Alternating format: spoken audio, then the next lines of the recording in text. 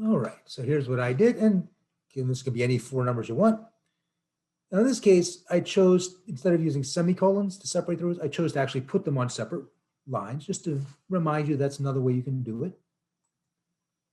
I put pi, so exp1 is going to be e to the first power, so it's just e, right, which is 2.71828 something. Then square root of 2, 1.414. Sine of pi over 3. Pi over 3 is 60 degrees, so that's the square root of 3 over 2, which is that. Okay. And then to make this matrix, the first row is ones. All right, so it's a 3 by 4 matrix, which means I'm going to concatenate 3 1 by 4 vectors. It takes a little practice to keep those indices straight, but that's how it works. All right, so the first row is ones, second one is zeros, and the third one is random numbers.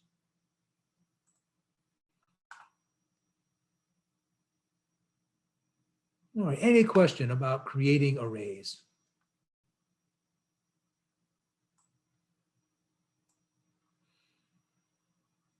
All right, let's talk a little bit about, once you've created an array, how do you get the numbers back out of it? So that's called indexing or extraction. And we gave an exam in 1181 last semester. One quiz question said, how do you extract these values from this array? And it caused a lot of confusion. People didn't know what we meant by extracting. We just meant get that number from the array. So I had this vector that I made before called weigh-ins. And let's say I want to get the third number. Okay, I want to, I don't know, print out or whatever my weigh-in from week 3. Here's how you do it. Weigh-ins, the name of that array, parentheses, and the number. And two things different about MATLAB compared to other languages. One is you use parentheses here.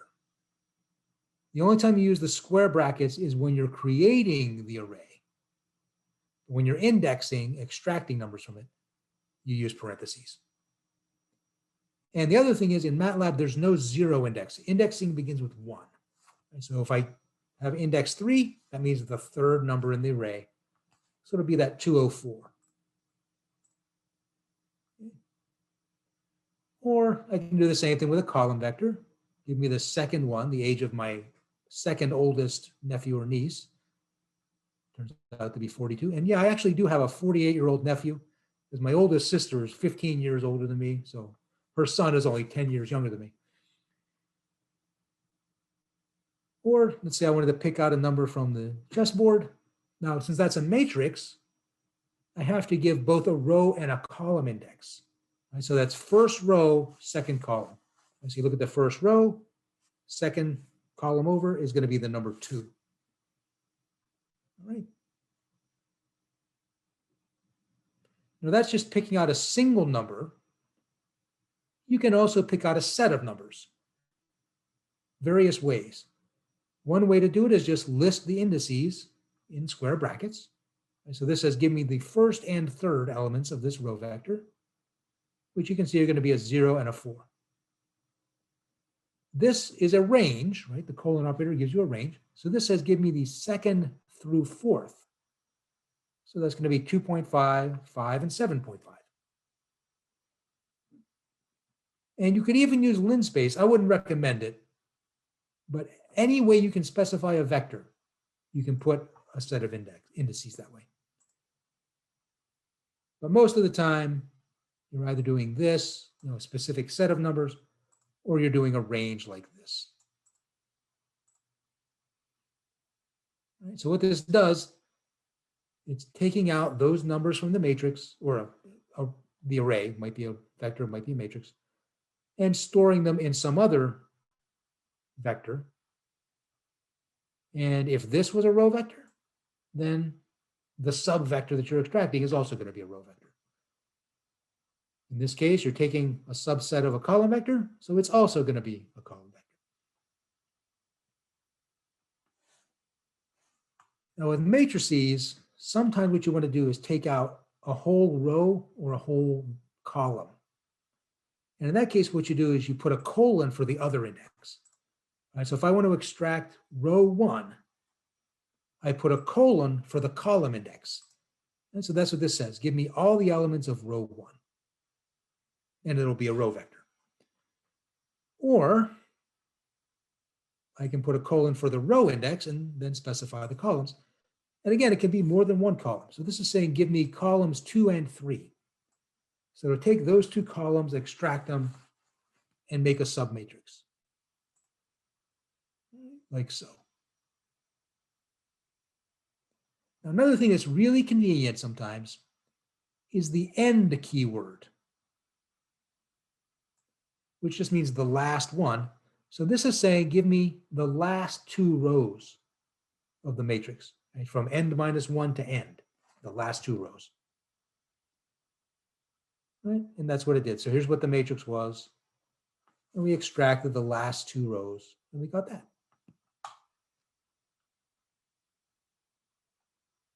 All right, so again, a few rules to remember though. Indexing begins with 1, so you can't have a 0 index. That'll give you an error. Have to be positive numbers. Indices always have to be positive integers. So if you give a negative index, you'll get an error. If you give a non-integer index, you'll get an error. Okay, so the index is just counting. What position in the array am I trying to access? All right. So when you have the index, you have an index like this on the right-hand side of the equation. That means you're taking numbers out of the matrix, or the array, I should say. If the indexing is on the left-hand side, that means you're changing that element or elements of the array. All right, so let's say my 4th niece or nephew has a birthday, right? He was 36, now he's going to be 37, so I change it to 37. Right? So this says set the 4th element of that array, whatever it was before, change it to 37. All right, so you see now it was 36, now it's 37. Or let's say, now here's something you can do in MATLAB you can't do in other languages. I had this array cycling miles that had 7 elements in it. Another week went by, I did some more cycling, I want to add that number to the array.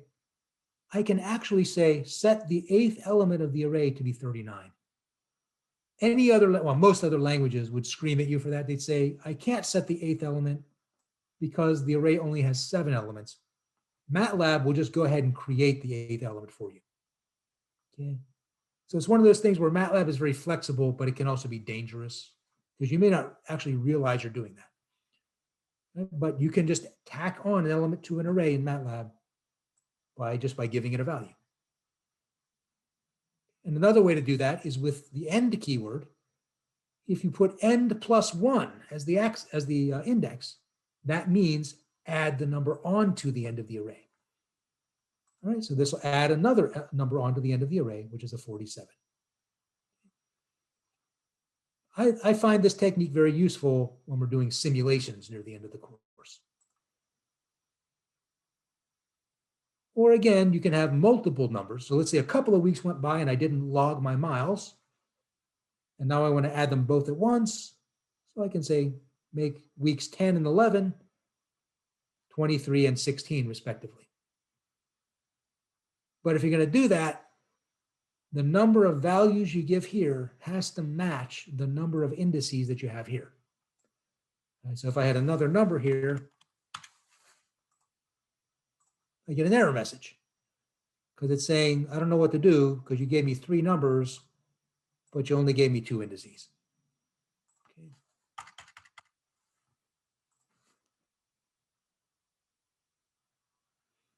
Right, and similarly with a matrix. So let's say I want to make a move in my chess game.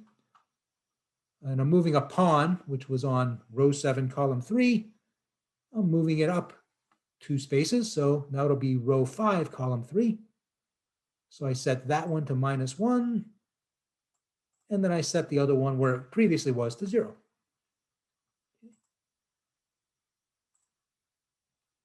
All right, so now you can see the pawn was taken out of here and moved up to there.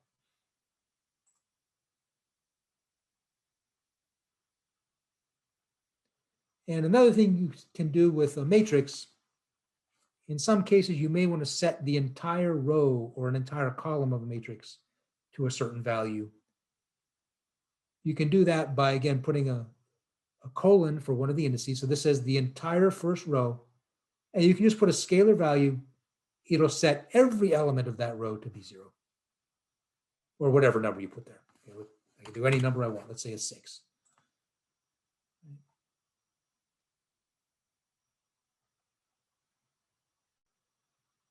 And this is just a really clever example that you can look at. It's reversing the order. Or I guess what this one is doing is negating every other row. So if you get skilled at indexing with MATLAB, you can do really clever things. All right, I'm going to skip this one, let you do this on your own so we'll have enough time to do the exercise, or at least get started on it. Just want to remind you, so I talked about this briefly before, but you can concatenate or append multiple arrays together. But you have to be careful. The dimensions have to be consistent. All right, so if I have 2 row vectors, I can concatenate them together to make one long row vector. That's no problem. And so I had that row vector and that one, and I concatenate them together, but just by grouping them in square brackets. And now I get one long row vector. Or I can do the same thing with a column vector. Right? I had 2 columns, append them or concatenate them together. Where you get into problems is where you try to concatenate 2 rows vertically, right? Because they may not have the same number of elements. And so if I try to do this, for example, well, row vec 3 has 5 numbers in it. Row vec 2 has 6. I cannot put them one on top of the other in a matrix because all the rows of a matrix have to have the same number of elements. So that gives me an error.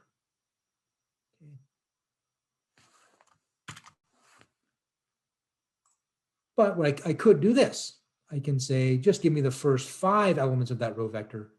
So now I've got 2 1x5s. I can put them on top of each other to make a 2x5. All right. So one of the problems in the exercise is practice at doing tricky things like this, appending different vectors together to make matrices and things like that. All right, a handy thing that you may want to do once in a while is you can just delete an element from an array by setting it equal to empty brackets. Okay, so I had this row vector 0, 2, 4, 6, 8, and I say set the 4th element, which is the 6, to nothing. That means delete that number, delete that element from the array. All right, so I had 0, 2, 4, 6, 8, 10. I delete the 4th one, the 6 is now gone. And this actually was, I put this in yesterday in answer to a question. Somebody was asking, what if you want to insert a number? And unfortunately, there's no really easy way to do that other than this. You can append them together, say, take the first 3 numbers, whatever number I want to insert, and then from 4 to the end. So that'll insert it between the 3rd and 4th ones.